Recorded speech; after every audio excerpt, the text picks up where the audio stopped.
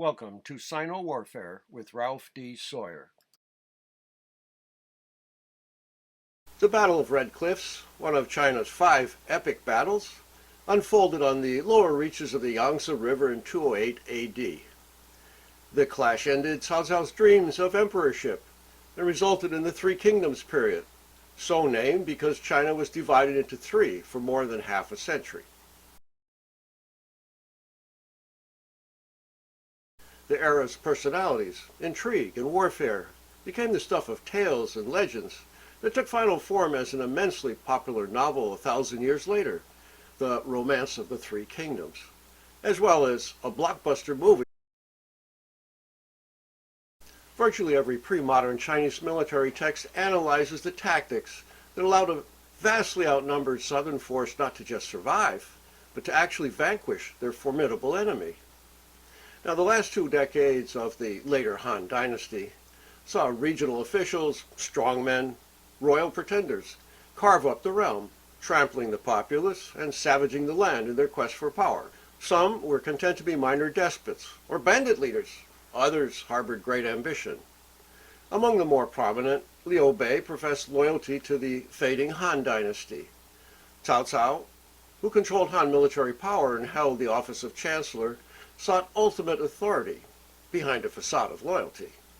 And the Sun clan in the southeast, they dreamt of ruling in a unified China. Despite his talent, courage, surpassing military achievements, over the centuries, Cao Cao has been vilified far more than praised. He battled multiple enemies, but continually increased his forces by attracting skilled fighters and strategists, coercing potential allies, absorbing defeated armies, and nurturing the people's welfare. His armies were well trained, highly experienced, and capable of enduring adversity. Moreover, he was thoroughly familiar with the era's most important military writing, Sun Tzu's Art of War, for which he remains the earliest known commentator. Under Sun Quan's leadership, the state of Wu had similarly expanded its population, territory, and forces. Meanwhile, Liu Bei, the weakest of the 3, managed to tenuously ensconce himself in the southwest, where he was aided by 3 larger-than-life historical figures: the tempestuous fighter Zhang Fei, the great warrior Guan Yu, who was eventually apotheosized as the god of war, and Zhuge Liang, the renowned strategist who plotted their campaigns in survival, and whose writings are translated in my book of the same name. Cao Cao's desire to gain control of Hubei and Hunan and eliminate Liu Bei and the state of Wu prompted him to undertake a campaign into the south late in 208 AD. Preliminary victories over remnant enemies and a leader known as Liu Cong reportedly added some 70,000 Marines and up to 1,000 naval vessels to his purported 150,000 infantrymen and large armada. But as always, figures have to be taken with a very large grain of salt. Just to survive, Liu Bei and Sun Quan had to cooperate despite their antagonism. But even then, Sun Quan wasn't willing to commit more than, say, 30,000 troops to the forthcoming clash. Liu Bei and Liu Qi could only field 10,000 each, but Guan Yu maintained a sort of nominal blocking position at Shakou, which is modern Hankou in Hubei, with maybe another 10,000. Whether out of pride or foolishness, rather than flinching, they persuaded themselves there was no alternative to mounting an aggressive defense. Their decision to strike Cao Cao before he reached their heartland contravened the art of war's admonition to prepare for the substantial and avoid the strong. Now, despite his fame, the battle's exact location isn't known. Without doubt, Cao Cao's large force moved down the Yangtze, a river noted for its troublesome currents even in early winter when the campaign began. Since a flotilla this size couldn't possibly anchor alongside the rocky cliffs commonly shown in contemporary photographs, they probably sheltered near Wulin, where the Yangtze expanded into a marshy area that could accommodate an oversized fleet. Prior to the main clash, Cao Cao sought to fragment Sun Quan's power with a secondary probe, but it unexpectedly failed. Surprisingly, rather than continue to try to seize the initiative, he ensconced his forces on the northern side of the river. Because his Marines were getting seasick from the erratic but constant rocking motion created by the wind and current, he had the vessels lashed together and tethered to the shore.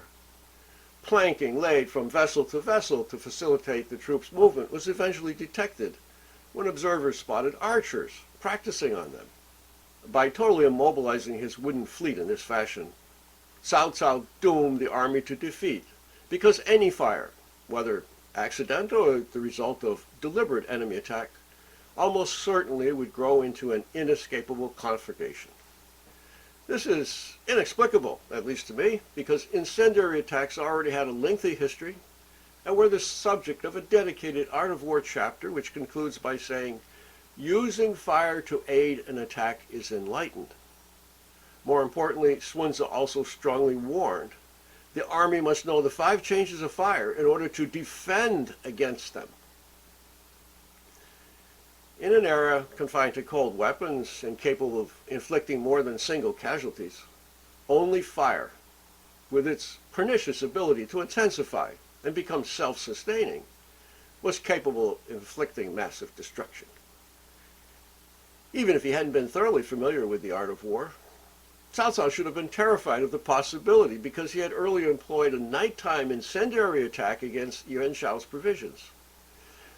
This laid the groundwork for his extrication from inevitable extinction at a place called Guandu. Yet, he apparently remained oblivious, for the fleet didn't undertake any defensive or preparation measures that are known. Conversely, down in Wu, Zhou Yu, a noted strategist and commander, or perhaps Huang Kai, another commander, immediately realized an incendiary attack might inflict enormous destruction, and therefore recommended the coalition forces mount one at the earliest possible moment.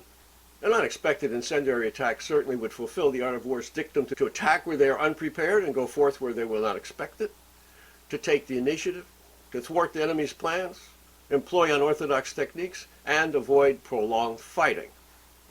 For the assault to be successful, more than one fire ship would have to penetrate the fleet, or a flotilla carrying experienced archers approach close enough to launch numerous fire arrows into Cao Cao's vessels.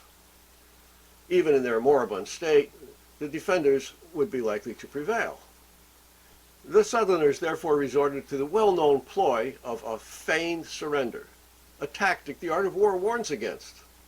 In this case, it took concrete form as the false betrayal of a visibly insulted and mistreated commander, Huang Kai, who not only offered to defect, but also promised to bring along substantial provisions, something Cao Cao's army desperately needed.